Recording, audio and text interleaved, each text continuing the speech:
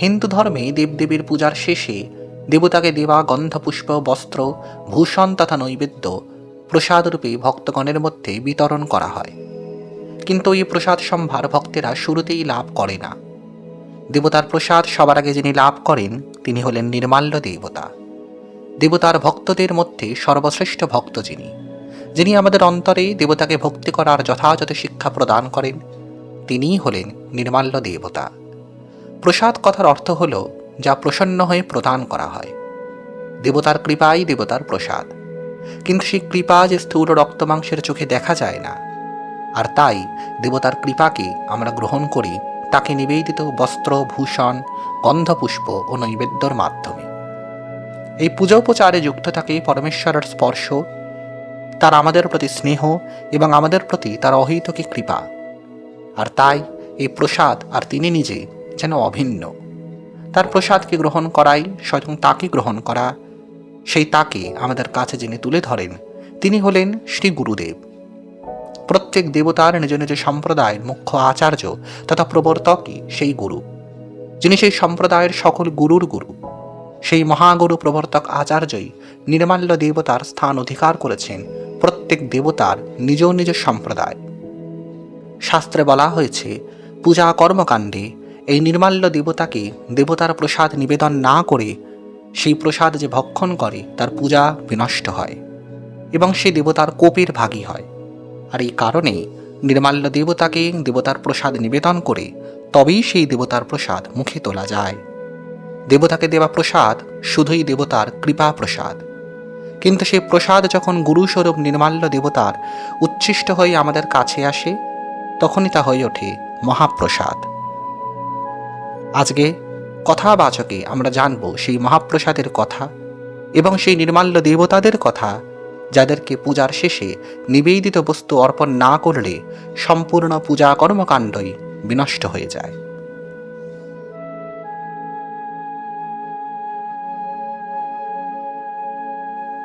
শৈবশাস্ত্র মতে বিশর শর্মা নামে এক পরম শিব ভক্ত ছিলেন।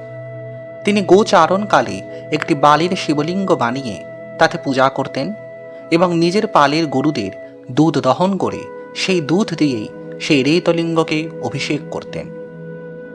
এই কথা জানতে পেরে তার পিতা দত্ত শর্মা অত্যন্ত ক্রুদ্ধ হন, কারণ এই শিবপূজার ফলে দুধের অপচয় হচ্ছিল।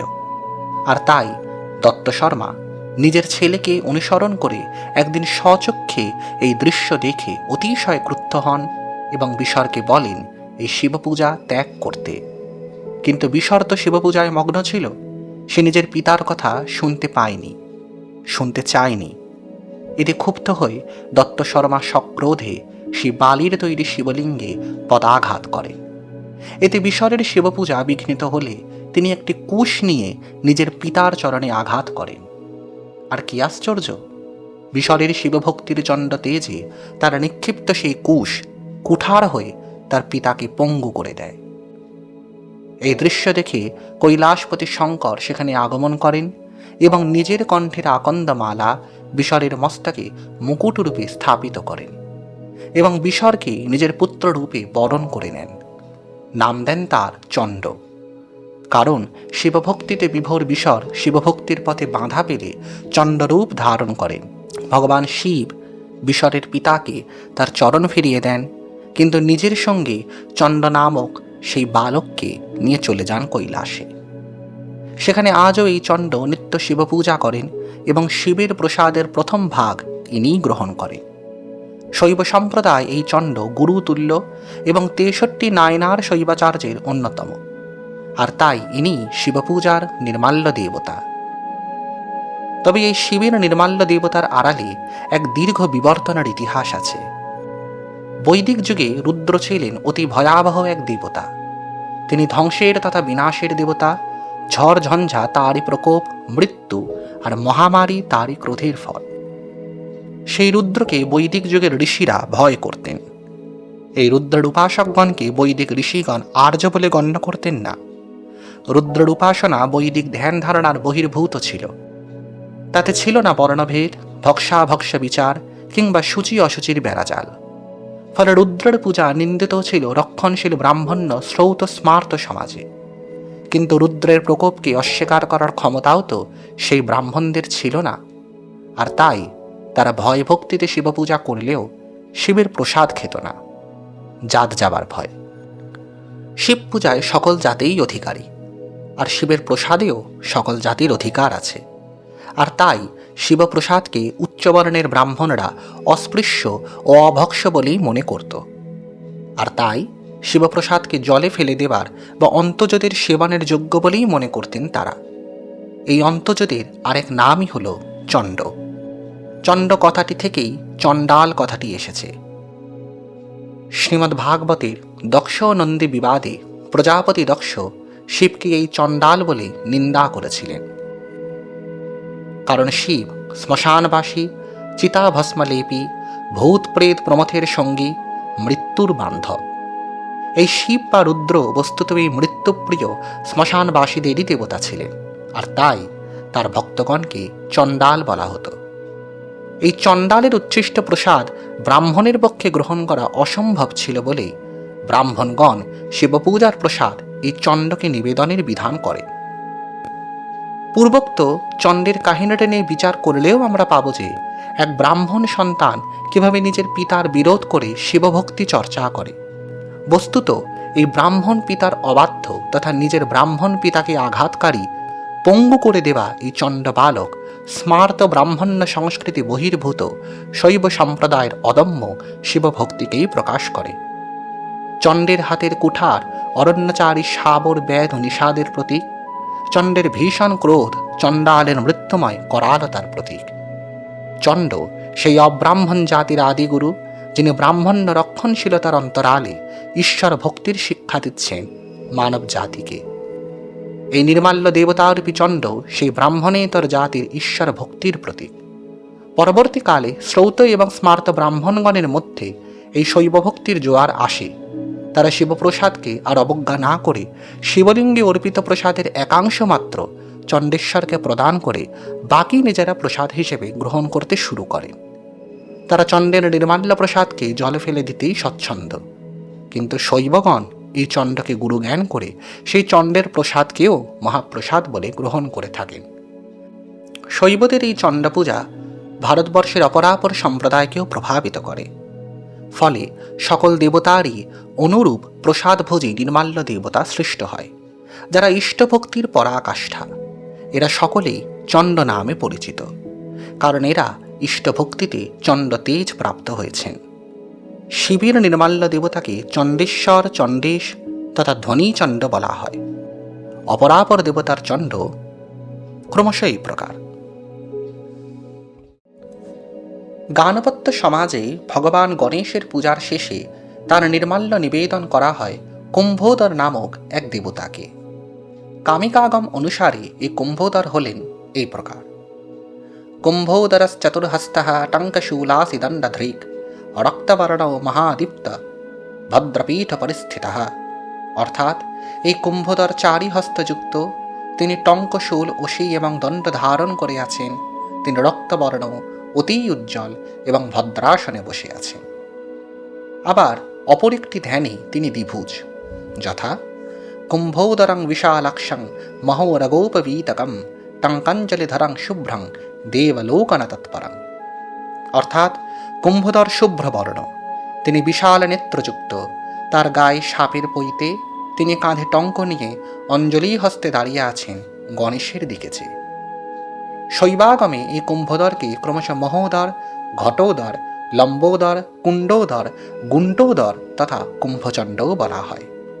কখনো কখনো এই কুম্ভচণ্ডকে গজকুম্ভচণ্ড বলা হয়, কারণ তিনি গজমুখ, যথা গজাননং সব্যকরে চ কুম্ভং বামে তধানং তিলমোদকঞ্চ শ্যামপ্রভং রত্নকিরীটযুক্তম ধ্যায়ামি বিঘ্নেশ্বর কুম্ভচণ্ডম।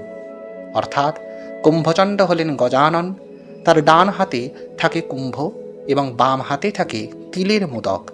তিনি শ্যামবর্ণ, রত্নকিরীটে তার মস্তক শোভিত। সেই বিঘ্নের ঈশ্বরকে আমি ধ্যান করি।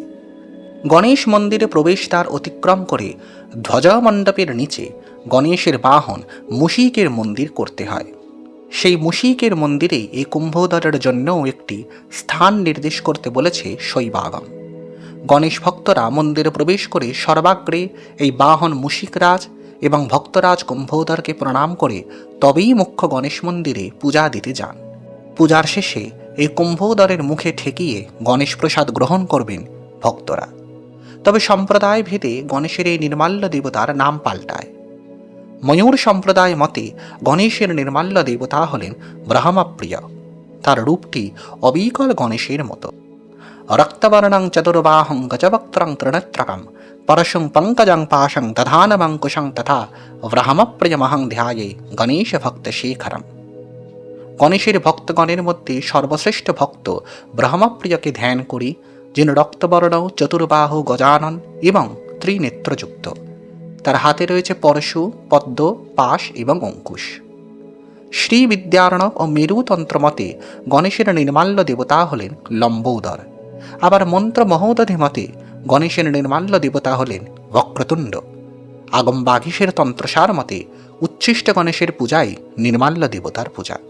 কিন্তু এই উচ্ছিষ্ট গণেশ, বক্রতুণ্ড কিংবা লম্বোদর মূল গণেশের অবতার উচ্ছিষ্ট গণেশ, বক্রতুণ্ড কিংবা লম্বোদর নয়। কারণ গণেশের অবতার উচ্ছিষ্ট গণেশ, বক্রতুণ্ড এবং লম্বোদর নিজ নিজ মাহাত্ম্যে পরব্রহ্ম ও পরমেশ্বর। সেই তাদেরও পূজার শেষে এই কুম্ভোদরকেই গণেশ প্রসাদ নিবেদন করা হয়। তারই নাম হল লম্বোদর, বক্রতুণ্ড এবং উচ্ছিষ্ট গণেশ। আরাধ্য দেবতার মতো তিনিও লম্বোদর, তাই তাকে লম্বোদর বলা হয়। গণেশের মতো তিনিও গজমুখ, তাই তাকেও বক্রতুণ্ড বলা হয়। এবং সদা গণেশের উচ্ছিষ্ট প্রসাদে মত্ত থাকেন বলে এবং গণেশের গণবাহিনীর একছত্র সেনাপতি বলে তিনি উচ্ছিষ্ট গণেশের ন্যায় উচ্ছিষ্ট গণেশ নাম পেয়েছেন। তিনি এই রূপে পরব্রহ্ম গণেশের প্রিয় বলেই ব্রহ্মপ্রিয় নামে অভিহিত হয়েছেন। গণেশের মুখ্য নির্মাল্য দেবতা তাই এই কুম্ভোদরই। বামন পুরাণ মতে দেবী পার্বতীর গাত্রমল হতে যখন ভগবান গণপতি জন্মগ্রহণ করেছিলেন, তখন ভগবান শিব প্রসন্ন হয়ে সেই শিশু বিনায়কের যত্ন করার জন্য নিজের ভূতগণের অধিপতি ঘটোদরকে সেই গণেশের তত্ত্বাবধায়ক রূপে নিযুক্ত করেছিলেন। সেই থেকে ঘটোদর অর্থাৎ কুম্ভোদর গণেশের সেবায় নিযুক্ত হয়েছেন। এছাড়াও গানপত্য মতে কার্তিকেয়, বীরভদ্র, ঘণ্টাকর্ণ এই কুম্ভোদরের মতো গণেশের প্রসাদ প্রাপ্ত হন। পূজার শেষে গণেশ প্রসাদ এই চারজনকে একত্র নিবেদন করতে হয় এই মন্ত্রে: বীরভদ্র মহাসেনো ঘণ্টাকর্ণ মহোদর গণনাথ প্রসাদোহং সর্বে গৃহ্ণন্ত গানপাহা। অর্থাৎ হে বীরভদ্র, হে সেনাপতি কার্তিকেয়, হে ঘণ্টাকর্ণ এবং হে মহোদর কুম্ভচণ্ড, তোমরা গণেশের প্রসাদ সকল গানপত্য ভক্তগণের সঙ্গে গ্রহণ করো। অনুরূপভাবে বিঘ্নকাল, বিনায়কী, মুশিক, নগ্নভৈরব, মোদ প্রমোদ প্রমুখ সকল গণেশ পার্ষদ গণেশ পূজার শেষে গণেশের প্রসাদ লাভ করে থাকেন। গণপতি পূজক এইরূপে গণেশের প্রসাদ সকল গানপত্য ভক্ত, গানপত্য ঋষি ও গুরুগণকে অর্পণ করে স্বয়ং সেই ভক্ত প্রসাদই গ্রহণ করবেন। তবেই সেই প্রসাদ গণেশের মহাপ্রসাদ পদবাচ্য হবে। সর্বশেষে গণেশের ভক্তরূপী কুম্ভচণ্ডের কাছে প্রার্থনা করতে হবে এই বলে: সর্বমেতৎ ক্রিয়াকাণ্ডং ময়া চণ্ড তবাজ্ঞয়া নন্নাধিকং কৃতং মোহাৎ পরিপূর্ণং তদস্তু মে। হে কুম্ভচণ্ড, এই সমস্ত গণেশ পূজার কর্মকাণ্ড আমি তোমার আদেশে, তোমার নির্দেশানুসারে সম্পন্ন করলাম। এতে যা ত্রুটি বিচ্যুতি হয়েছে আমার মোহবশত, তা থেকে এই পূজাকে মুক্ত করে এই পূজাকে পরিপূর্ণ করে তোলো। আমাদের হয়ে এই কুম্ভচণ্ড গণেশের কাছে প্রার্থনা করলে ভগবান গণপতি আমাদের সকল মনস্কাম পূরণ করবেন। গানপত্য মতে এই কুম্ভচণ্ড কুম্ভধরই গণেশের নির্মাল্য দেবতা। হরি ও হরির প্রসাদ অভিন্ন, একথা আমরা সকলেই জানি। আর সেই হরির প্রসাদ যিনি সবার আগে গ্রহণ করবেন এবং সেই হরিপ্রসাদকে মহাপ্রসাদ করে তুলবেন, তিনি হলেন বিশ্বক্সেন। মধ্য সম্প্রদায় মতে এই বিশ্বক্সেন বায়ুর পুত্র, আবার মতান্তরে এই বিশ্বক্সেন বরুণের পুত্র।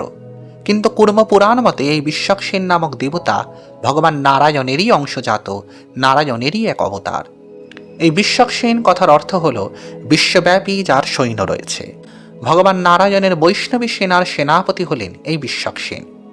পুরাণ মতে এই বিশ্বক্সেন বহুকাল তপস্যা করে নারায়ণের সেনাপ্রধান হওয়ার বর লাভ করেছেন এবং নারায়ণের প্রসাদের প্রথম ভাগ লাভের অধিকার প্রাপ্ত হয়েছেন। বৈষ্ণবদের পাঞ্চরাত্র তন্ত্রশাস্ত্রের প্রবর্তক হলেন এই বিশ্বক্সেন, আর তাই বৈষ্ণবগণ তাকে গুরুরূপে গণ্য করেন। কিন্তু জগৎগুরু আদি শঙ্করাচার্যের সময় এই বিশ্বক্সেন একজন স্বতন্ত্র দেবতা ছিলেন। শঙ্কর দিগ্বিজয় অনুসারে এই বিশ্বক্সেনের উপাসকগণ বিশ্বাস করতেন যে এই বিশ্বক্সেন ভগবান বিষ্ণুরই দ্বিতীয় প্রকাশ এবং মুক্তিপ্রদায়ক স্বয়ং নারায়ণ। বিষ্ণু সহস্রনামেও এই বিশ্বক্সেন নামটি আমরা নারায়ণের অন্যতম একটি নামরূপে পাই। এই বিশ্বক্সেন আসলে সকল বৈষ্ণব ভক্ত সমাজের মূর্ত স্বরূপ। ভক্তবার ভগবান এক বলেই এই বিশ্বক্সেনকে নারায়ণের অবতার ধরা হয়। শেষ সংহিতায় এই বিশ্বক্সেনের স্বরূপ এই প্রকার: শঙ্খচক্রধরং দেবং বরদাভজধারণম সর্বাভরণ সংযুক্তং বিশ্বক্সেন মহং ভজে। অর্থাৎ যিনি নিজের চার হাতে শঙ্খচক্র বরদ ও অভয় মুদ্রা ধারণ করে আছেন, সেই সকল আভরণে ভূষিত বিশ্বক্সেনের ভজনা করি। বিনায়ক রহস্যেও অনুরূপ ধ্যান আমরা পাই, যথা বিষ্ণুঃ সমানরূপাঢ্যং শঙ্খচক্রে বরং তথা বহন্তং জ্ঞানমুদ্রাঞ্চ বিশ্বক্সেন মহং ভজে। বিষ্ণুরই সমান রূপযুক্ত শঙ্খচক্র বরদ এবং জ্ঞানমুদ্রাধারী বিশ্বক্সেনকে পূজা করি। বিষ্ণুর প্রসাদ এই বিশ্বক্সেনকে প্রদান করে প্রার্থনা করতে হয়: বিশ্বক্সেন নমস্তে হস্তো দেব নির্মল্লধারিণে শঙ্খচক্র গদা পাণি মহাপারি সদেশ্বর। হে দেবতার নির্মাল্যধারী বিশ্বক্সেন, তুমি শঙ্খ চক্র গদা হস্ত, বিষ্ণুর পারিষদের মধ্যে তুমি প্রধান, তোমাকে প্রণাম করি। বৈষ্ণবগণের যে কোনো পূজার প্রারম্ভে বিঘ্ন নাশের জন্য এবং দোষ মুক্তির জন্য এই বিশ্বক্সেনের পূজা করে তার অনুমতি নিয়ে তবে যে কোনো পূজা প্রারম্ভ করা হয়। শ্রীকৃষ্ণ লীলায় এই বিশ্বক্সেন সাত্তকী নামে অবতার নিয়েছিলেন এবং নারায়ণী সেনার অধিনায়ক হয়েছিলেন। তবে সম্প্রদায় ভেদে এই প্রসাদ ভোজে বিষ্ণু ভক্তের নাম পাল্টায়। যেমন মধ্য সম্প্রদায় মতে বিষ্ণুর প্রধান প্রসাদ ভোজী ভক্ত দেবতা হলেন মুখ্য প্রাণ বায়ু। নারায়ণের প্রসাদ সর্বাগ্রে বায়ু দেবতাকে নিবেদন করে গ্রহণ করেন মধ্যরা। মধ্যদের মতে আবার স্বতন্ত্রভাবে কোনো দেবতার পূজা করার নিয়ম নেই। মধ্যগণ একেশ্বরবাদী, নারায়ণ ও নারায়ণের অবতার ভিন্ন আর কাউকে তারা স্বতন্ত্রভাবে পূজা করেন না। আর তাই শিব, গণেশ, সূর্য, শক্তি আদি দেবতাকে নারায়ণের প্রসাদ নিবেদন করেই পূজা করেন মধ্যরা। কিন্তু তবুও এই মুখ্য প্রাণ বায়ুই বিষ্ণু ভক্তগণের মধ্যে সর্বশ্রেষ্ঠ। গৌড়ীয় সম্প্রদায়ও অনুরূপ নিয়ম দেখা যায়। গৌড়ীয় সম্প্রদায় নারায়ণ, রাধাকৃষ্ণ এবং গৌরাঙ্গ ভিন্ন আর কারো স্বতন্ত্র পূজা করেন না। নারায়ণ ও রাধাকৃষ্ণের প্রসাদে সকল দেবতার পূজা করার নিয়ম আছে গৌড়ীয় বৈষ্ণব সমাজে। আবার গৌরাঙ্গের প্রসাদ দিয়ে নিত্যানন্দ, গদাধর, অদ্বৈত, শ্রীবাসাদি বৈষ্ণবাচার্যগণের পূজার কথা লেখা আছে গৌড়ীয় শাস্ত্রে। এইরূপে বৈষ্ণব সমাজে ভগবানের প্রসাদ ভক্তকে নিবেদন করে গ্রহণ করা হয় এবং সেটিকেই মহাপ্রসাদ বলে গণ্য করা হয়। ভগবান শুধু প্রসাদ দেন, কিন্তু ভগবানের ভক্ত এই প্রসাদকে প্রেমধন্য করে প্রসাদ ধারণের শক্তি প্রদান করেন। আর তাই ভক্তের উচ্ছিষ্টকেই মহাপ্রসাদ বলা হয় বৈষ্ণব সমাজে। সূর্য উপাসকদের মধ্যেও এইরূপ সূর্য ভক্তের দ্বারা গৃহীত সূর্যপ্রসাদকে মহাপ্রসাদ বলে ধরা হয়। আর সূর্য ভগবানের ভক্তদের মধ্যে প্রধান হলেন তেজশ্চণ্ড। সৌরাগমে তার স্বরূপ এই প্রকার: চণ্ডং রক্তকরালাস্যম অব্জাভয়করদ্বয়ম দ্রংষ্টাকরালবদনম জটিলং রক্তবাসসম দধানং টঙ্কমম্ভোজ তেজশ্চণ্ডীশ্বরং স্মরেত। অর্থাৎ সেই আরক্তিম করালবদং তেজশ্চণ্ডকে ধ্যান করি, যার মুখে করাল দ্রংষ্টা বিরাজ করছে, মস্তকে রয়েছে জটা, পরনে রক্তবস্ত্র এবং চার হাতে রয়েছে ক্রমশ পদ্ম, অভয়, টঙ্ক এবং অম্ভোজ। মূলত সূর্যের যে প্রখর তাপ আমাদের ঝলসে দিতে সমর্থ, তাকেই বলে তেজশ্চণ্ড।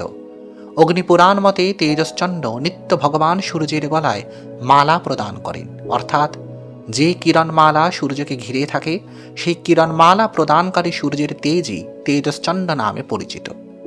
তবে উত্তর ভারতে সূর্যের প্রসাদ দিয়ে অরুণ ভগবানের পূজা করার রীতি আছে। অরুণ হলেন সূর্যের রথের সারথি এবং সূর্যের শক্তি। এই বিষয়ে ধীশ গীতায় ভগবান গণপতি বলেছেন: বিষ্ণুঃ প্রিয়াঃ যথা লক্ষ্মীঃ প্রিয়া শ্যামা শিবস্য চ অরুণো হস্তি যথা বিজ্ঞাঃ সূর্যদেবস্য চ প্রিয়ঃ। ভগবান বিষ্ণুর যেমন লক্ষ্মীপ্রিয়, শ্যামবর্ণা উমা যেমন শিবের প্রিয়, সূর্যদেবের তেমন অরুণ প্রিয় বলে জানবে। কশ্যপ ও বিনতার পুত্র গরুড়ের জ্যেষ্ঠ ভ্রাতা অরুণ সূর্যের অতি প্রিয় ভক্ত এবং শক্তি। সূর্যের পত্নীগণ সূর্যের কাছে থাকতে পারেন না, কিন্তু অরুণদেব সদৈব সূর্যের কাছেই থাকেন।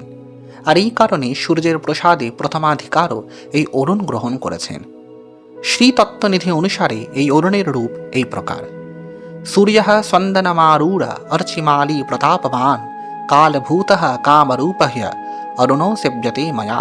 অর্থাৎ সূর্যের সারথি রূপে সূর্যরথে আরূঢ় অতি প্রতাপশালী কিরণমালায় ভূষিত কামরূপী অরুণের সেবা করি আমি, তিনি ত্রিকালের জন্মদাতা।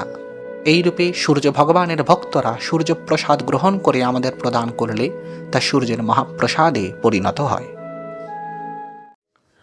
শক্তির নির্মাল্য দেবতা হলেন চণ্ডেশ্বরী। এর কাহিনী বিবৃত হয়েছে স্বতন্ত্রতন্ত্রে। সেখানে বলা হচ্ছে, কোনো এক কালে ভগবান শিব মাতা পার্বতীর সঙ্গে খেতে বসেছিলেন। তখন দেবর্ষি নারদ সেখানে উপস্থিত হলে তাকে অভিবাদন করবেন বলে উমা মহেশ্বর ব্যতিব্যস্ত হয়ে ওঠেন। ফলে তাদের শ্রীমুখ থেকে তাদের খাবারের কিছু অংশ পড়ে যায় ভূমিতে।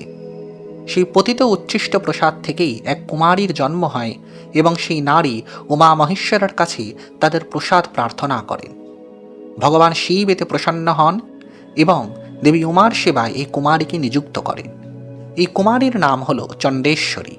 ইনি কালান্তরে মাতঙ্গ বংশে লঘুশ্যামা নামে জন্ম নিয়েছিলেন এবং শাখারিবেশী চণ্ডাল শিবের সঙ্গে বিবাহ করেছিলেন। মেরুতন্ত্র মতে এই শাখারিবেশী চণ্ডাল শিব আর কেউ নন, তিনি হলেন স্বয়ং বটুক ভৈরব দেব। এই দেবীকে তাই চণ্ডেশ্বরী, উচ্ছিষ্ট চণ্ডালী এবং উচ্ছিষ্ট মাতঙ্গীয় বলা হয়। ইনি মহাবিদ্যা সুমুখী নন কিংবা মহাবিদ্যা মাতঙ্গীয় নন। ইনি মাতঙ্গ বংশীয়া অপর এক দেবী। শৈব মতে এই দেবীর স্বামী হলেন শিবের নির্মাল্য দেবতা ধনীচণ্ড এবং এর পুত্র হলেন গণেশের প্রসাদভোজী ঘটোদর কুম্ভচণ্ড।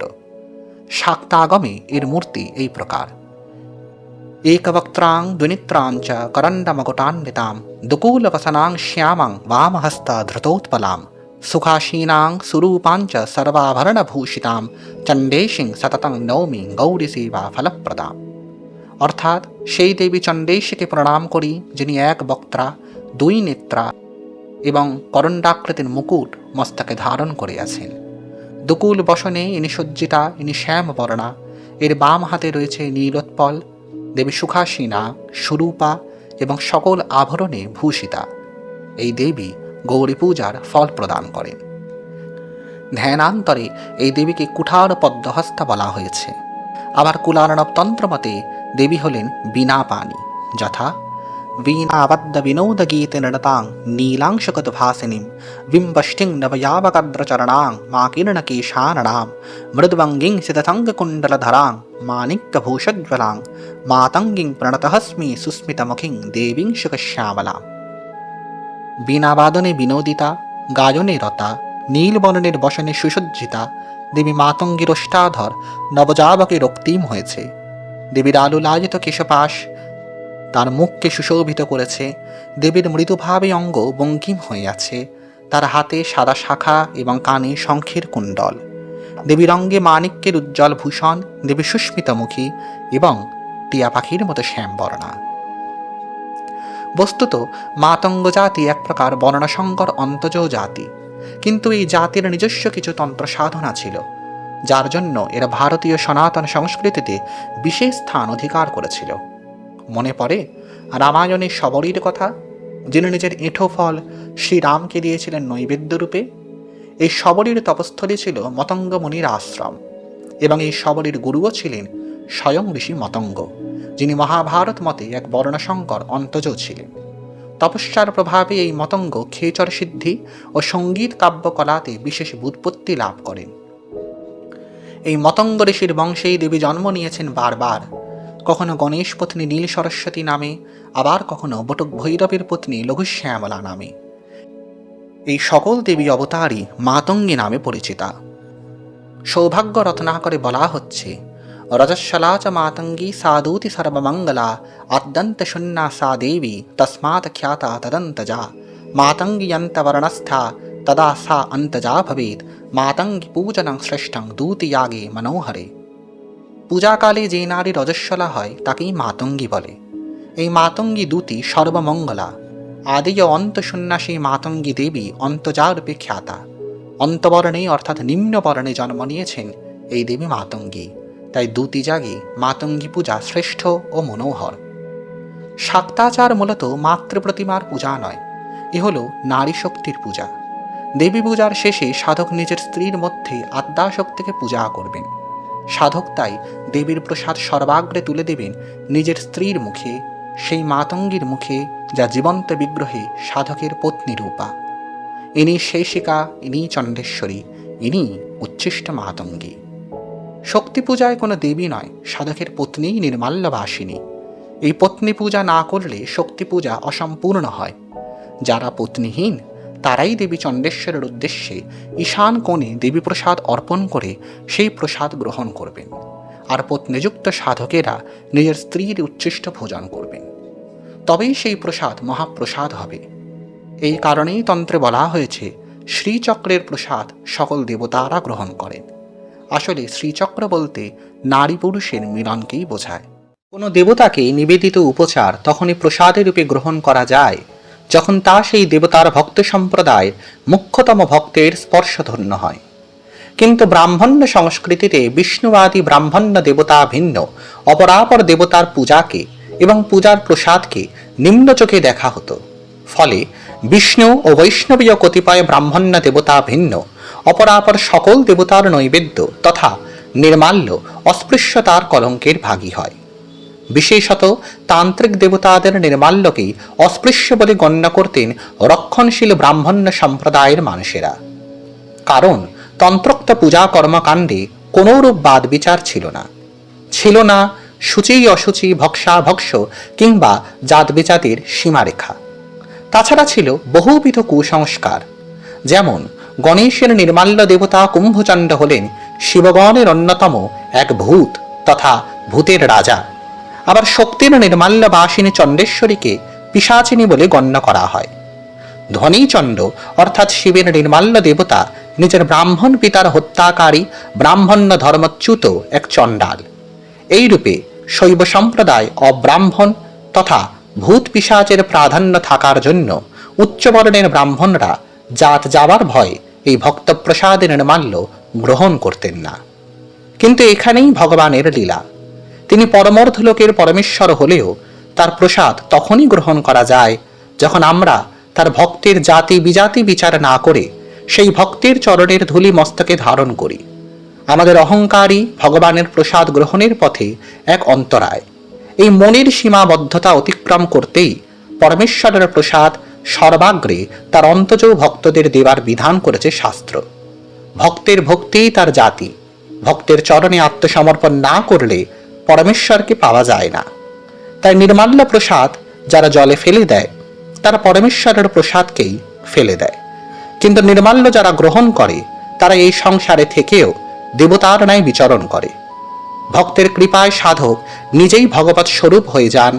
আর তাই মাতৃকা ভেদতন্ত্রে ভগবান শিব দেবী পার্বতীকে বলেছেন, নির্মাল্যেন লভেত স্বর্গং নির্বাণং সুধয়া ভবেত পাপযুক্তোপি চণ্ডাল নির্মাল্যং গৃহ্যতে যদা তদা মোক্ষং লভেত সত্যং শিবরূপো ন চান্যথা মহাপাপকযুক্তোপি কারণং প্রপিপেদ যদি তদা মুক্তির্ভবেত সত্যং জাতিভেদাদিকং নহি সর্বজাতেষু নির্মাণং জ্ঞানেন পরমেশ্বরী। অর্থাৎ নির্মাল্য প্রসাদ গ্রহণের দ্বারাই স্বর্গলাভ হয়, নির্বাণের অমৃত সুখ লাভ হয়। অতি পাপী চণ্ডাল যদি নির্মাল্য গ্রহণ করে তাহলে সে মোক্ষ লাভ করে শিব হয়ে ওঠে, এতে সন্দেহ নেই। মহাপাপী যুক্ত মানুষও যদি নির্মাল্য প্রসাদিক কারণ পান করে সে মুক্তি লাভ করবে। সত্য বলছি, এখানে কোনো জাতিভেদ নেই। হে পরমেশ্বরী, সকল জাতির নির্মাণের কারণ একই নির্মাল্য প্রসাদকে জান। তাহলে বন্ধুগণ, আজকের পর্বে আমরা জানলাম প্রসাদ কিভাবে মহাপ্রসাদ হয়ে ওঠে এবং গণেশাদি পঞ্চদেবতার পঞ্চনির্মাল্য দেবতাদের পরিচয়।